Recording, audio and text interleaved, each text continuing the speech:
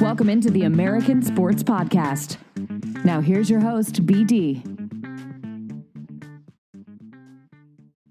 Hello, everyone, and welcome in to the American Sports Podcast. I am your host, BeeDee, and this is episode 4. This week, we're going to mainly focus on the upcoming NFL free agency period and some of the Saints free agents, how those free agents stack up against the Saints salary cap, how the salary cap works, and then in comparison to some of the NFL contracts and how they're structured. We're also going to talk about the impact of the COVID-19 coronavirus that has been around sports in the sports world.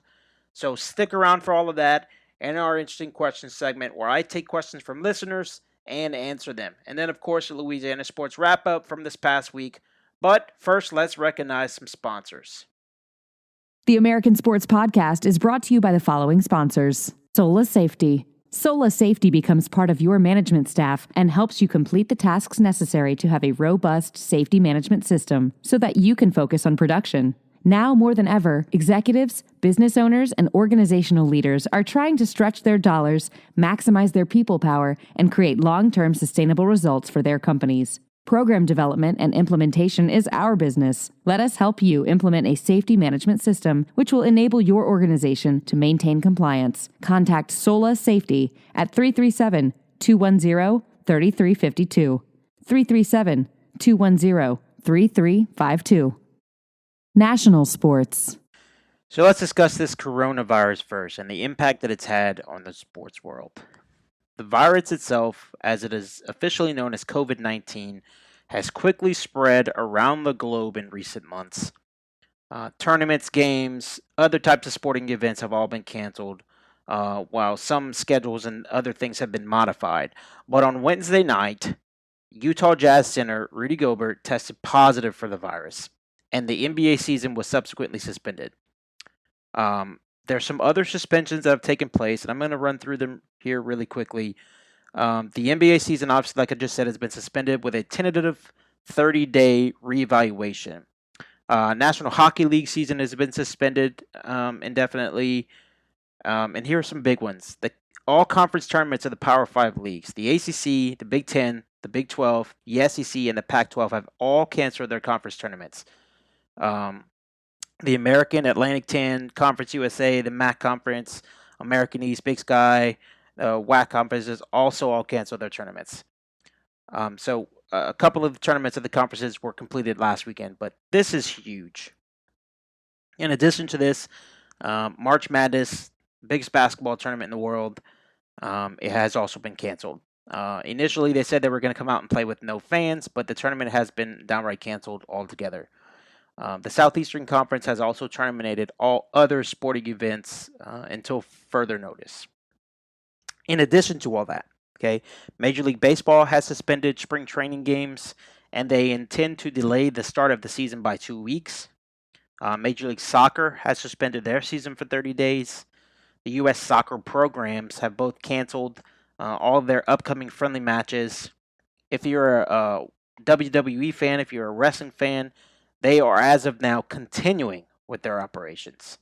The PGA Tour also has no plans to cancel events. The PGA Tour Commissioner, Joe Monahan, came out today and said that the tour was going to continue with their events, including Austin, Texas' tournament coming up on March 25th to 29th, the Dell Technologies match play in Austin.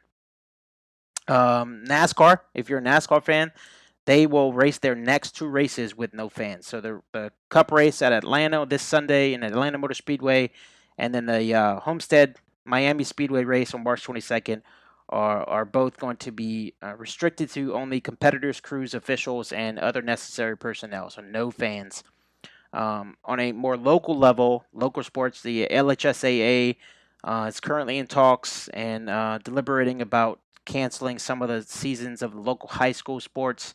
So no official word on that yet, but it looks like that is going to be the way that they're going to be going.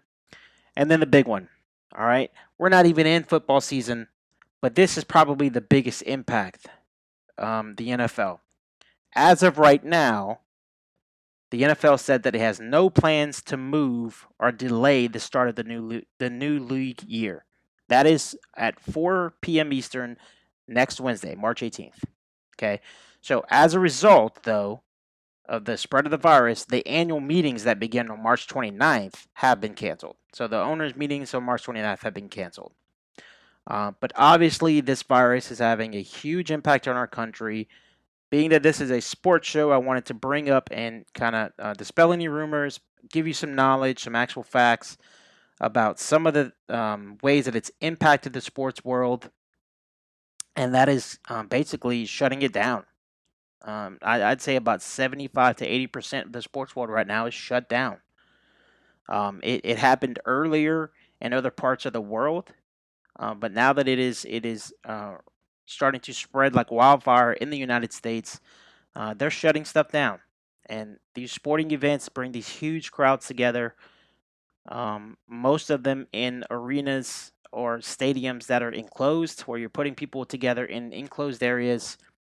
And the way that they're talking about this virus spreading, it's just unsafe. So whether you sit on either side of the fence in regards to you're feeling like it's being blown out of proportion, or you're feeling like it's not being taken seriously enough, the fact of the matter is that we still need to take precautions. Whatever precautions you seem to think are necessary, you need to take those precautions. And I think that's what these leagues are doing. So it's sad to see. I hope it all gets dispelled pretty quickly. Hope we can get back to some sports, some college baseball, some NBA games. But as of right now, you run through that list, and if you look at the graphic on the screen there, you can see I kind of made a list of what's been canceled, what has not. And if you check the Facebook page, coming up anytime there's new news of cancellations or postponements or activations, I'm going to be posting that from the American Sports Podcast Facebook page. National Football League. So NFL free agency officially begins next week, next Wednesday, March 18th. To understand free agency, you first have to understand how the financials of player contracts in the NFL work. First off, I want everyone to be very beware of the word guaranteed money. When reading media reports about players signing new contracts, don't automatically think so and so signed a $100 million contract with $60 million guaranteed. That doesn't necessarily mean right up front, right up front that the team has given the player $60 million. That's not necessarily what it means. Agents most often are the sources for these types of reports. They need to recruit new clients. Okay? The agents benefit when reports overstate contract terms. I'm not saying that's what happens every single time, but it is very often. Okay? Agents will sometimes count first year base salaries as guaranteed money because they simply know, well, they just signed a contract. The team is not going to get rid of them. Essentially, they're going to make that money either way. So it's air quotes guaranteed. All right. So I don't want anyone to think, well, that's a lot of guaranteed money to give a player. It doesn't always work that way. And most often, close to never, are you going to see a team come out and talk about or comment on the financials of a contract, specifically when it comes to the specific terms of the contract, when they're going to be making the money, how much money per year, and of course, guaranteed money. Okay. If a team, and let me get into this a little bit, and I'll let you keep up with me. If you're watching on YouTube, you can kind of keep up with the graphic I have there. But I want to get into the weeds of a contract real quick so you can understand how it works before we start talking about how to afford different free agents. If a team releases a player before paying part of that player's guaranteed salary or a guaranteed bonus, the team is on the hook for that money. So that's where the word guaranteed comes in. Okay. This does not happen very often. It does not happen very often. Most of the time, a player has already received all of their guaranteed money by the time a team decides they're going to release them. Okay, the team does not want, they want as little as possible in regards to dead money.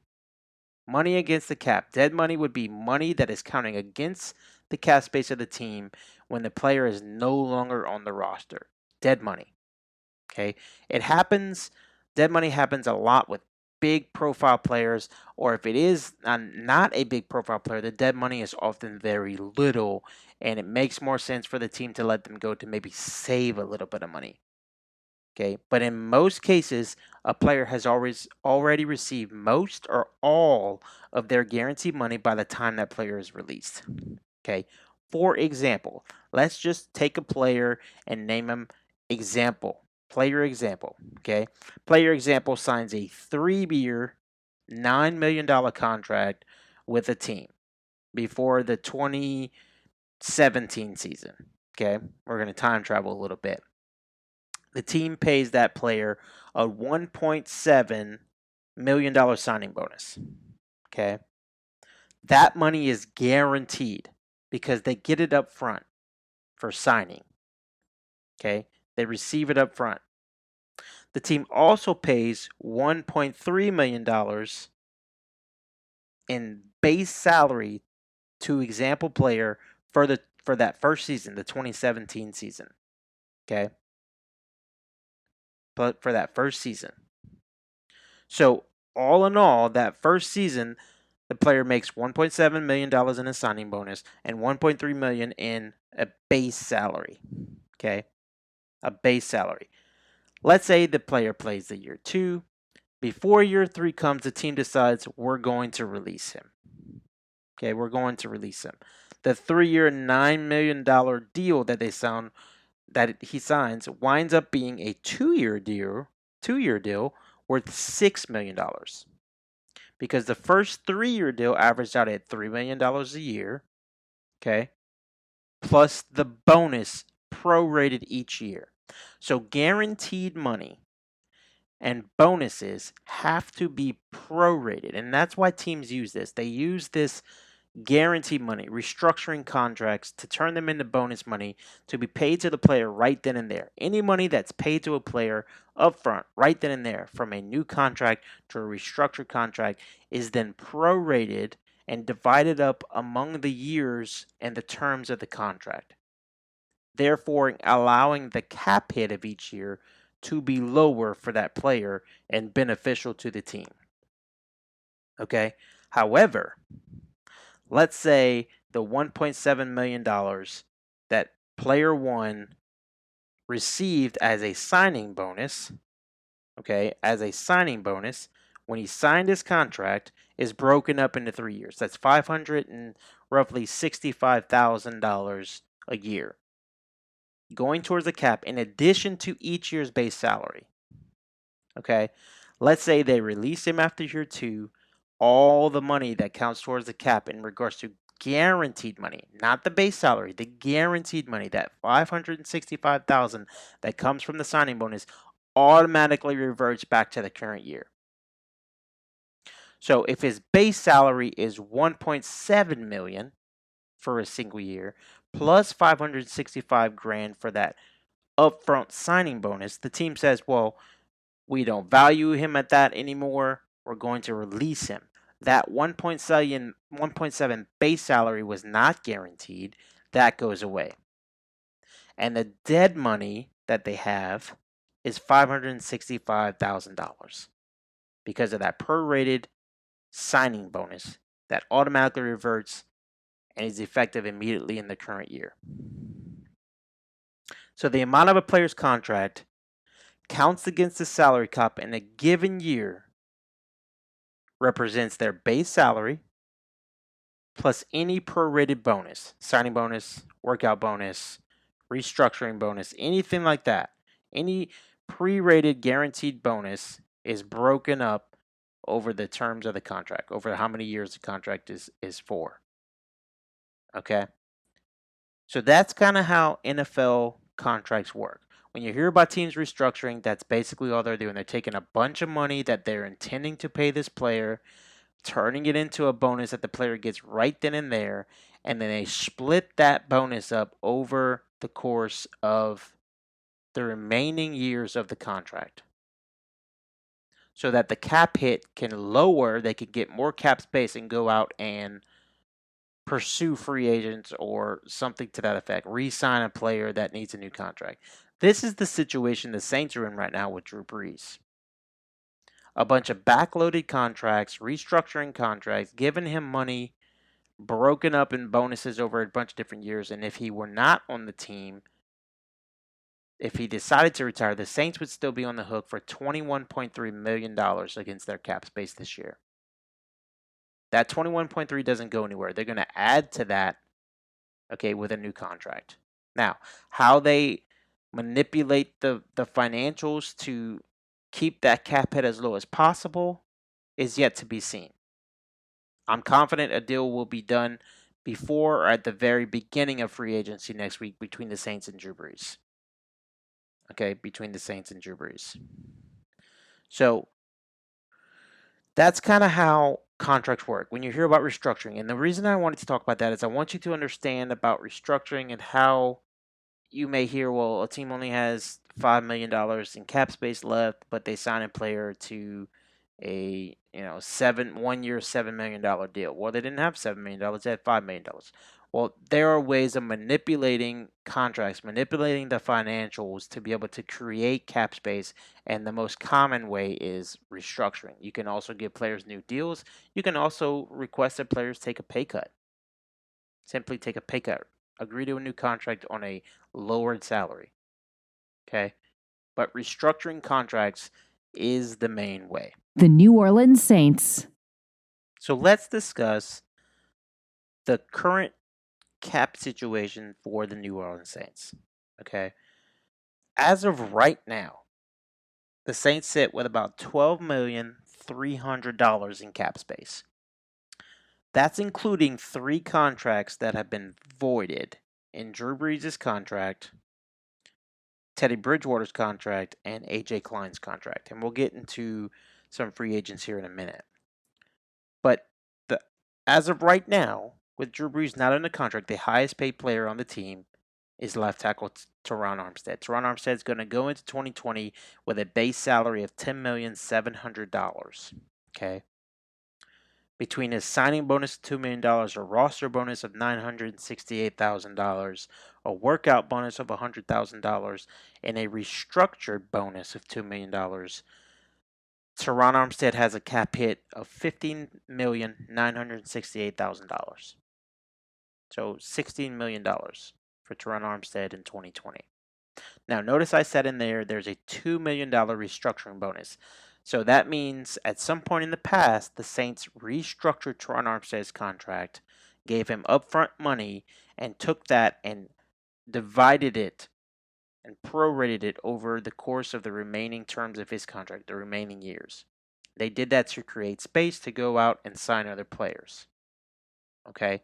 So he, to me, is not a candidate to be restructured because he has already been restructured. Okay? The next highest player on the team is Michael Thomas. Michael Thomas comes into the season with a $11 million base salary, a $4 million signing bonus. Okay? And that's it. His signing bonus up front was prorated. And this year, that's a $4 million hit. In addition to his $11 million base salary, he counts against the cap at $15 million. $15 million. So it continues to go on. Larry Warford, $7 million base salary. Between a workout bonus, another restructured bonus, signing bonus, he's about $13 million against the cap. And then the next player on the list is one that's interesting to me.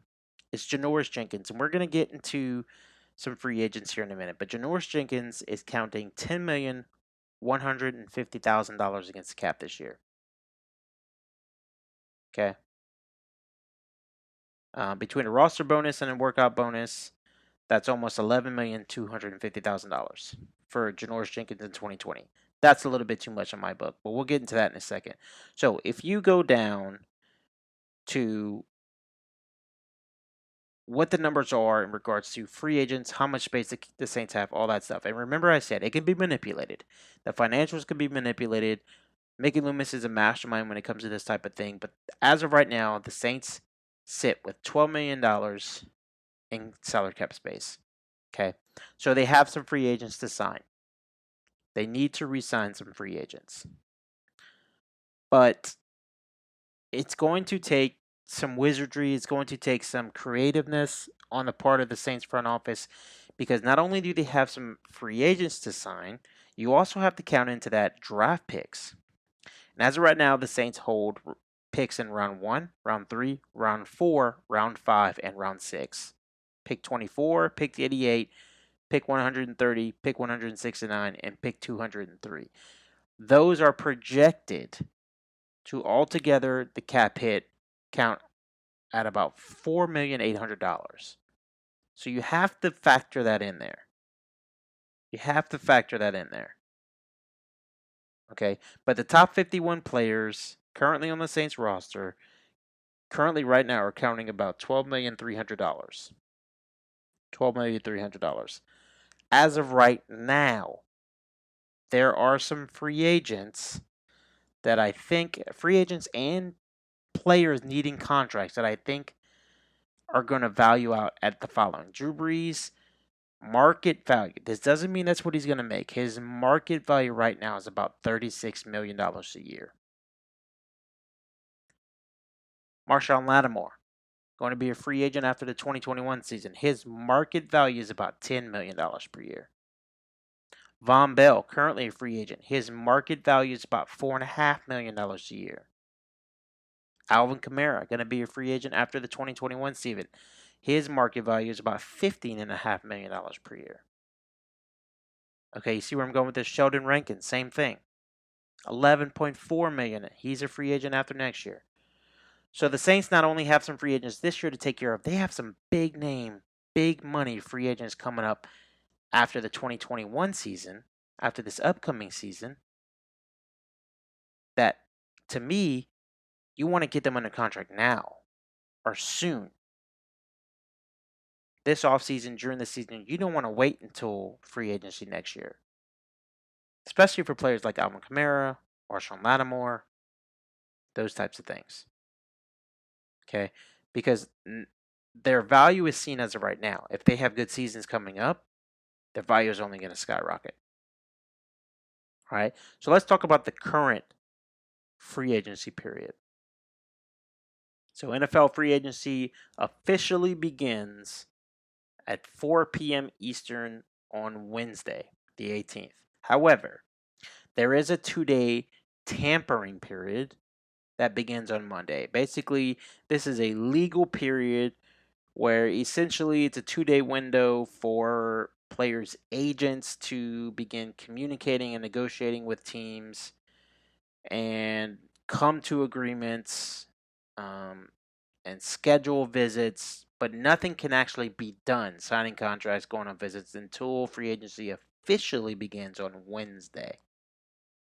So that being said, let's discuss the Saints free agents. There are 3 different types of free agents. You have exclusive free agents, you have restricted free agents, and you have unrestricted free agents. Currently, the Saints have 3 exclusive rights free agents. An exclusive right free agent is a player that is currently not under contract, but has yet to reach 3 years of experience. So they have not been in the league yet and played for 3 years. So if the team makes an exclusive right free agent player an offer, it has to be at least a 3-year veteran minimum. The player, though, doesn't have much say so. It's a take it or leave it type of thing. There is not any room for them to negotiate with other teams. It's exclusive, and that's why it's called exclusive rights free agent. They are exclusive to their current team. The 3 exclusive rights free agents the Saints have are JT Gray, who is a special teams standout this past year, wide receiver Lil Jordan Humphrey, and wide receiver Keith Kirkwood. Keith Kirkwood was popular year before last, and he was plagued by injuries in the 2019 season.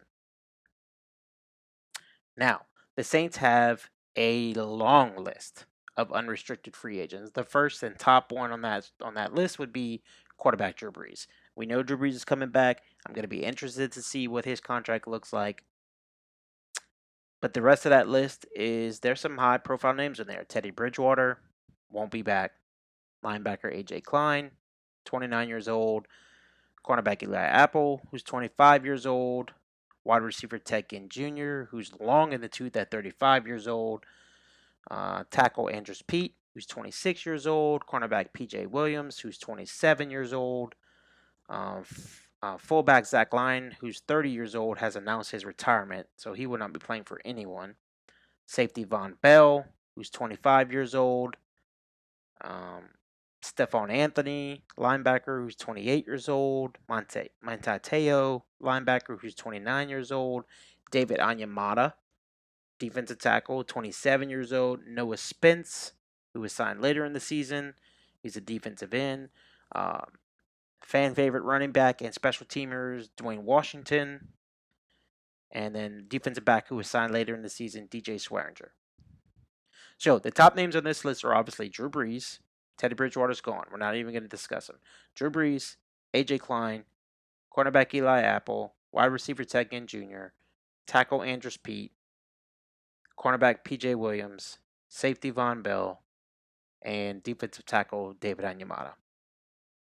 So, again, there are many ways to be creative with money. But there are simply just some situations that are impossible. We knew going into the season it was going to be very, very rare to see a situation where the Saints were keeping both Brees, Bridgewater, and Taysom Hill. It's impossible. Okay? It's impossible to keep all of these meaningful, experienced free agents. There are going to be some casualties of the financials. Sadly, I think one of those casualties is going to be Andrews Pete. Tackle Andrews Pete. Pete is at the very least a competent and experienced starter. And he has the flexibility to play multiple positions. He's played guard, he's played tackle. Okay, he's played right tackle and left tackle. All right. He's only 26 years old. He still has more potential to be a better player, to get better. He's had some injuries. He's had some inconsistency, but he's shown that he is starter quality and he's competent in it. So there's a good chance that a team that is not the Saints, with more money and more cap space and more desperation for a quality offensive lineman, is going to come and try to upgrade and snatch him away. Okay, the Saints have some options though. If that happens, they can turn to veteran guard Nick Easton. Nick Easton came over from the Vikings in free agency last year. He's on a very team-friendly deal. Okay, he's on a team-friendly deal, and I think he could plug right in and play well at the guard position. He did so when Pete was hurt last year. Okay, he's more than capable. He started 6 games last year for Pete and Larry Warford, the other guard, in 2019. Okay, he's only 27 years old. He's only due to make $5 million this season. Or the Saints could go even cheaper with some kind of combination with third-year LSU alumni Will Clapp and getting somebody in free agency and even drafting. Okay, it's not out of the question that they could consider even upgrading this position. Okay, especially because Larry Warford, the other guard, the right guard, is heading into the final year of his contract. But I just think Andrews Pete is going to be a cap casualty. Okay, eventually they're going to have to rebuild alongside fourth-year tackle Ryan Ramczyk and second-year center Eric McCoy. The Saints have a good core group. They have some young players, but Teron Armstead and Larry Warford both are turning 29 this coming summer. They're getting long in the tooth and older in regards to NFL years. So it's going to be time to rebuild soon. But I think Andrews Pete's time in a Saints uniform is coming to an end. I really do. So, that being said, let's run through some other Saints free agents, and I'll tell you my opinion on who needs to go and who needs to stay. First of all, linebacker A.J. Klein. I have enjoyed watching this guy play in the black and gold since he came over from Carolina. I really have. He's a solid starter in this league. He definitely has some football left in him. But the fact of the matter is that his contract voids at the beginning of free agency. And if it didn't, he'd have a base salary of $10 million in 2020. And all of it would count towards the cap. That's not including any bonuses. Okay, so he would need a new deal. I just think it's too much at this point. He had a very good season in 2019. He's going to demand a good chunk of change in his pocket. I think the Saints are going to have to make a tough decision and move on from AJ Klein. Okay, if they don't, I'm perfectly fine with that. The guy is a solid starter. He's a tackling machine. He's good in run stop. He can get caught in some bad pass coverages sometime, but I would feel more than confident with AJ Klein as a starting linebacker for the New Orleans Saints in the upcoming season. Now, the next player is cornerback Eli Apple. He has shown spurts of effectiveness in Dennis Allen's defense. The troubling part with Eli Apple is his inconsistency. I think Eli Apple has played well enough to demand more money than the Saints should or be willing to pay him. If they're going to dish out a bunch of money for a defensive back, just give a new contract to Janoris Jenkins. Janoris Jenkins played better than Eli Apple down the stretch after coming over on the waiver wire from the New York Giants. In my eyes, Eli Apple's time in New Orleans is most likely done, and I am not sad about it. I find myself, more often than not, cursing Eli Apple's name because he gets burnt in coverage. He, to me, was one of the reasons the Saints lost to the San Francisco 49ers last year and had a troubled road to get to the number 1 seed. Okay? Whoever was being covered by Eli Apple in that game, in the second half of that game, was basically who Garoppolo threw to in the second half. So, I think Eli Apple's time in New Orleans is coming to an end. The next person is wide receiver Ted Ginn Jr. This one's an interesting one to me. It's going to depend on the attraction that he gets on the open market, which I don't think is going to be much. Okay, he's no Deshaun Jackson up in age. He's 35 years old. He's not a young man in NFL years, but he still has good speed. He's a veteran presence in the locker room. I think the Saints are going to have to bring in some rookie talent, some young talent at wide receiver, and it'd be good to have a veteran around. I think it's time for the Saints to move on and upgrade the position, but at the right price. Okay, a contract in the 1 to 2 years at $2 to $3 million a year range. I would not mind seeing Ted Ginn Jr. black and gold. But if I had to guess today, I don't think we're going to see him back. I don't. Cornerback PJ Williams. This is the one, and I'm going to get a lot of flack for this, but this is the one I think the Saints need to and will bring back. I think the Saints are going to possibly release or move on from cornerback Patrick Robinson.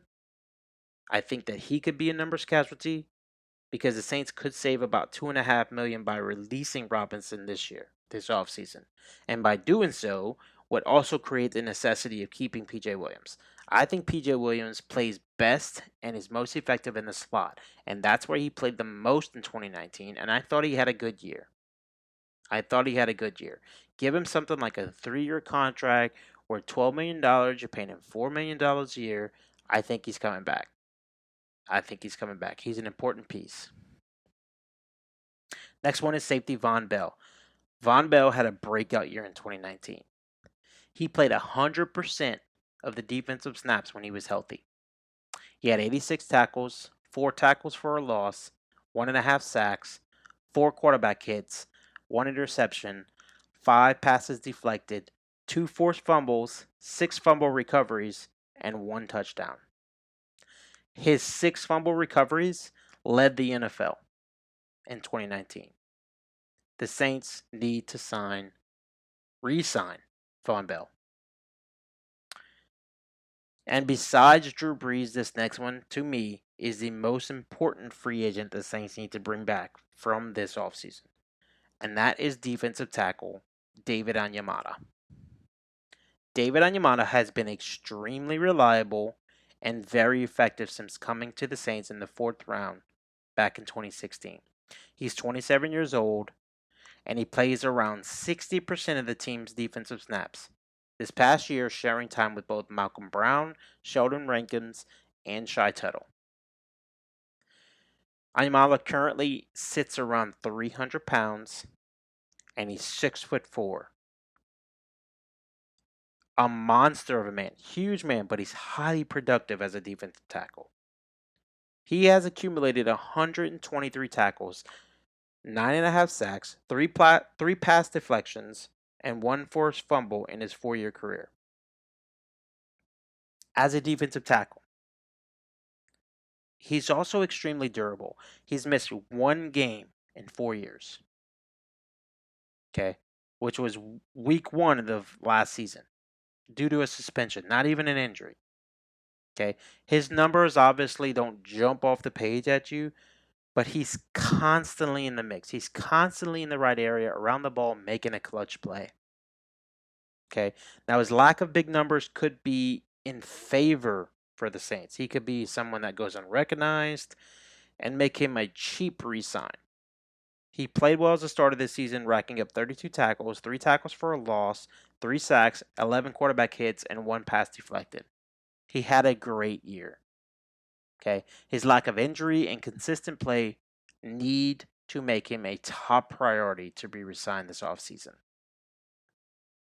All right, now let's get into the one that everybody wants to talk about, the flashy one, right? The restricted free agents, and I mean that when I'm talking about Taysom Hill. Now, the Saints have some other restricted free agents. Long snapper Justin Wood, defensive back and special teams ace Justin Hardy, guard Cameron Tom, wide receiver Krishawn Hogan, wide receiver Austin Carr, and then, of course, quarterback Taysom Hill.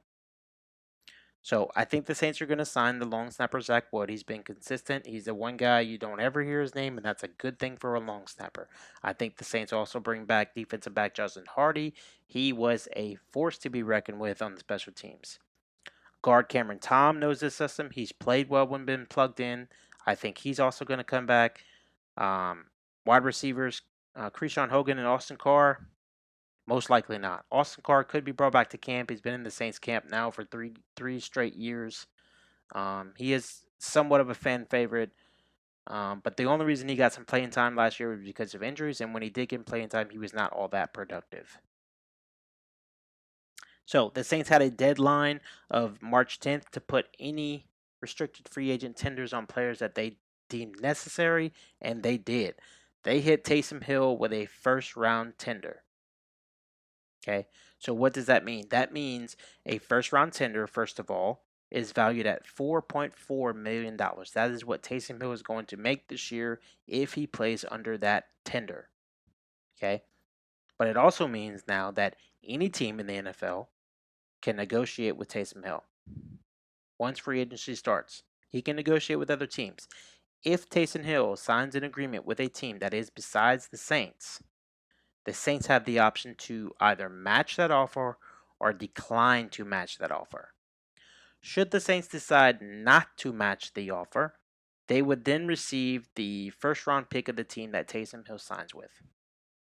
So, it would essentially mean that the interested team that is not the Saints is willing to part with their first round pick for Taysom Hill. That is probably unlikely. I do not see that happening. Even if it's a team with a later round pick. Okay? The only team that I think would be interested, that I think could be something to watch for, would be the New England Patriots. I think Bill Belichick would probably be in love with a player like Taysom Hill. Okay? But I think that the tender being placed on Taysom Hill by New Orleans is basically just a stopgap. It's to ensure that the Saints have all of their options on the table in order to get Taysom Hill under contract to stay in New Orleans or get the best value for him in the unlikely event that he does leave. I do think they will get a long-term deal done before the start of free agency next week. It's important that they do. In my opinion, give him a contract now. He just finished a 3-year, $1.6 million contract. That's an average of $645,000. And that's exactly what he made in 2019. $645,000. That tells me that the Saints' willingness to put a first-round tag on him and value him at the first-round tag value of $4.4 million, his value in 1 year has risen $3.76 million if he were to play under this tender. So, this is going to continue to happen. His value is only going to continue to rise, especially if the Saints have a successful season and his role increases at the quarterback position. He has said he wants to be a quarterback. He does not want to be the utility player the Saints have used him as for the rest of his career. I think going into 2020, he's going to be used more as a quarterback. I think Drew Brees is still the starting quarterback. I think you will see a 70-30 split, but that is still 30% playing time at quarterback is still more than Taysom Hill has ever played on the NFL level. So, get a long-term deal in place now that is both friendly to the team and friendly to the player, that doesn't cost so much next season in the event you do move forward with him as the franchise quarterback. So, the only other free agent that really makes any sense to me is Drew Brees, and he's going to play for the Saints this season. It's just going to depend on how much it's going to cost. But that's the outlook for the Saints free agents. So, if you want to recap really quick, you're returning Drew Brees, you're returning Taysom Hill, you're returning Zach Wood, you're returning Justin Hardy, you're returning Cameron Tom. I think wide receivers Austin Carr, wide receiver Krishawn Hogan are both casualties. I think you return defensive tackle David Onyemata. I think you return safety Von Bell. And I think you return cornerback PJ Williams. I think wide receiver Ted Ginn Jr., cornerback Eli Apple, linebacker AJ Klein, and tackle Andrews Pete are all gone. The roster is going to look different. Okay, it's going to be a different looking roster. But that's how I see it shaking out. Will the Saints bring in free agents from other teams? Absolutely. They absolutely will. I think they need some help at wide receiver. I think they need some help at offensive line. I think they need some help in the defensive backfield. I think they need some help on special teams. I think, really and truly, the only solidified positions on the team right now are quarterback, kicker, and punter. Okay? You got some players with some potential, some young players, but a lot of these young players have injury problems. One specifically that comes to mind is Alex Anzalone, the linebacker out of Florida. I think he's got some injury problems. Do I like watching him play? Yeah, and he's been great when he plays. So I'm interested to see what kind of free agents they bring in. We're going to start hearing some rumors. We're going to start hearing some tidbits from reporters and everything starting on Monday. And you can check the American Sports Podcast Facebook page. Anytime anything's heard, I'll be posting that out. But that's where I think we stand right now. Interesting question.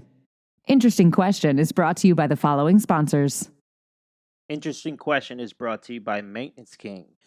Maintenance King is the premier provider of maintenance services like lawn maintenance, debris cleanup, pressure washing services, and on-site mobile detailing in the Acadiana area. With prices that are hard to beat and high-quality services, Maintenance King can help keep your assets like your home, your business, or your vehicle in top shape.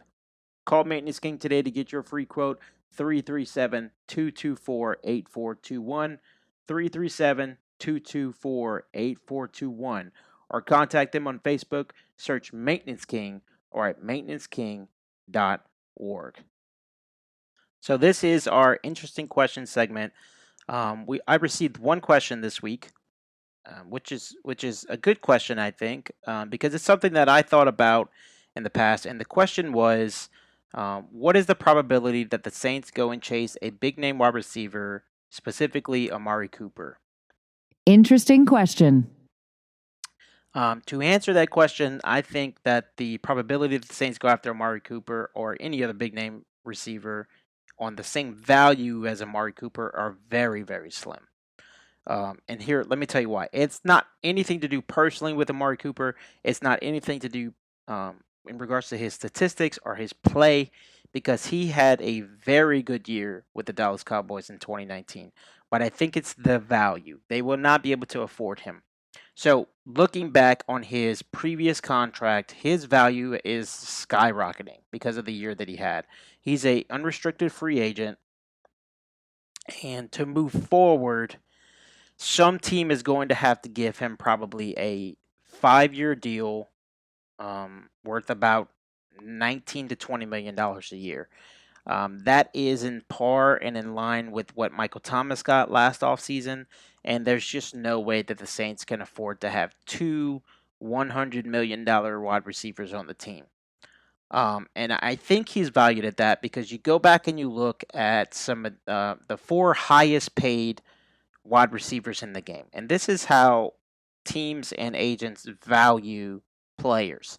So it's just a comparison, basically. So it's based on statistics, it's based on age, it's based on experience, that type of thing. So right now, the highest paid wide receiver in the game is New Orleans Saints wide receiver Michael Thomas. So he received a 5-year deal worth $96.2 million last offseason. That is an average salary of $19.2 million a year. And he was 25 years old when he signed that. The next highest is Mike Evans of the Tampa Bay Buccaneers, who also signed a 5-year deal. His was worth $82.5 million. That's an average salary of $16.5 million a year. He was 24 years old when he signed that. The next highest is the Los Angeles Rams wide receiver Brandon Cooks, former Saints player. He signed a 5-year, $81 million deal. That's $16.2 million average per year, and he was 24 years old when he signed that. The next one's a little bit different. It's a little bit lower, and I think he got a lower contract because of his age. But Julio Jones of the Falcons got a 3-year deal worth $66 million. However, he got that lower deal to keep his average salary per year high, which is the highest of them all at $22 million a year.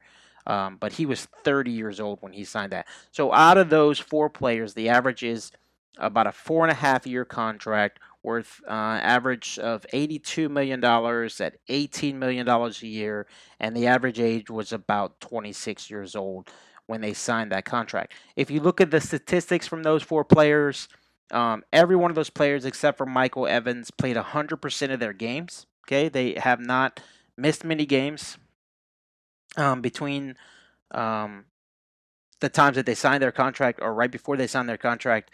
Mike Evans did play 96.8% of the games, while the other three, Julio Jones, Michael Thomas, and Brandon Cooks, played 100% of their games. Each of those, Brandon Cooks has 7 targets a game. Michael Thomas is 9.2 targets per game. Mike Evans is 9.9 targets per game. And Julio Jones is also 9.9 targets per game. Brandon Cooks is the lowest with 4 receptions per game. Michael Thomas is at 7. Mike Evans is at 5. And Julio Jones is at 6. Brandon Cooks has 70 yards per game. Michael Thomas averages 82 yards per game. Mike Evans averages 74 yards per game. And Julio Jones is the highest, averaging 97 yards per game. So you can see where I'm going with this. The yards after catch is a big one. Julio Jones owns the highest of that with 4.8 yards after catch. All of these players have a very low drop ratio. All of them are very low. Michael Thomas being the lowest by far at 0.16. The others are at 0.34, 0.35, and then Julio Jones at 0.5. So if you were to rate these players on their statistics, you got Brandon Cooks with a rating of 71.95. You have Michael Thomas with a rating of 90.95. You have Mike Evans with a rating of 85.5, and then Julio Jones with a rating of 91.3. That rating is just calculated on their value, and the value post-contract. So after the contract is given to them, how much money they get, how many years they get, what age there are, and then their production. So obviously Julio Jones has the highest rating, but he also has the shortest contract with the least amount of total money. So if he'd got a 5-year contract at the $22 million average, then obviously his total money from the contract would have been much higher. Therefore, his rating probably would have been a little bit lower. So if you average all of those four players out, their average overall wide receiver rating comes out to 84.9. So that's about 85%. Now, if you look at 2018 and 2019 from Amari Cooper, okay? He stacks up fairly well. He played 96.5% of games. He had 7 targets per game. He averages 5 receptions on those 7 targets. He averages 73 yards per game. He averages 0.54 touchdowns per game. His yards after the catch is about 3.8, and he has a drop ratio of 0.25. So about a quarter of the time he drops the ball. That's pretty good. And don't think, well, if you throw it to him 4 times, he's going to drop it once. I know that makes sense, but they calculate that over a whole season. And so his wide receiver rating is at 82.65. Now, that is the third lowest, or the second lowest, third highest of all those 5 wide receivers. Brandon Cooks being the lowest. Okay, but I think just the inflation and how contracts are done, and the inflation in the salary cap, I think you're going to see Amari Cooper demand about a 5-year, $98, $99, $100 million contract. That's somewhere between $19 to $20 million a year. And I just don't think, in fact, I know that it's going to be very hard for the Saints to find room under the cap to sign someone like that, and be able to keep some of the free agents they have that could be leaving and go out and chase other free agents to fill needs. And then also have to turn around and sign about $4 to $5 million worth of cap space in regards to the players that they draft. So no, I don't think it's realistic that the Saints pursue a big name wide receiver, big value wide receiver like that, especially someone like Amari Cooper of the Dallas Cowboys. Louisiana Sports Recap. This is your LA Sports Recap for this week.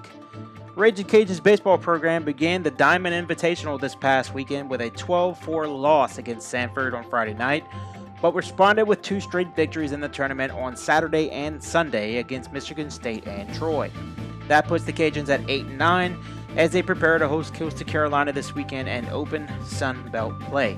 The Cajun softball program also began this past weekend's opening of Sun Belt play with a 7-1 loss to Coastal Carolina, but responded by taking the remaining 2 games with the Chanticleers and the weekend series of victory. The Cajuns then hosted 2 midweek games on Wednesday versus Sam Houston, blowing out their opponent 19-0 and 15-0. Both victories decided after a 5-inning run rule. With their recent success, the Cajuns moved to the number 1 spot for NCAA softball RPI, which is going to be great for their postseason success. The Cajuns will host Appalachian State this weekend in Lafayette and currently sit at 16-6 overall. The Cajuns basketball team won their first Sternberg Conference tournament against Arkansas State on Saturday with a 73-66 victory to move on to Monday's tilt with Georgia State. The Cajuns would end up squandering a late 16-point lead to end their season with a 1-82-81 loss on Monday. The Cajuns finished their season at 14-19 overall and 8-12 in Sun Belt Conference play. On last week's episode, we discussed the importance of the LSU Tiger baseball team playing well in the last 4 games that they had this past week before entering SEC play, and they did just that, going 4-0 in those games, including a 3-0 sweep of UMass Lowell in Baton Rouge over the weekend. The Tigers are scheduled to start SEC play in Oxford with Ole Miss this coming weekend, but that has been since canceled due to the threat of spreading COVID-19. The Tigers currently sit at 12-5. The Tigers basketball team entered their regular season with a 94-64 victory over the Georgia Bulldogs, picking up the number 3 seed in the now canceled SEC basketball tournament. It is yet to be determined if any postseason games will be played going further for college basketball this year. The Tigers, however, finished their regular season at 21-10 overall and 12-6 in SEC play. The LSU softball team went 5-0 last week, including a 4-0 record in the Baton Rouge Round Robin Tournament. All further SEC contests have been canceled for now, but the Tigers currently sit at 21-3. This has been your Louisiana Sports Recap. That brings us to the end of this week's episode of the American Sports Podcast. Thanks for tuning in. Join me next week when we're going to discuss all of the Saints free agent signings, or some of the Saints current free agents have dropped in and going to other teams. And we're going to discuss the future of sports in the nation amidst the spread of coronavirus, amongst other things. Thank you for tuning in today. I'm your host, BeeDee, and this is the American Sports Podcast. The American Sports Podcast is published every Thursday. To submit to the Interesting Questions segment to be discussed on next week's episode, drop your question in the YouTube comments or to American Sports Podcast 2020 at gmail.com.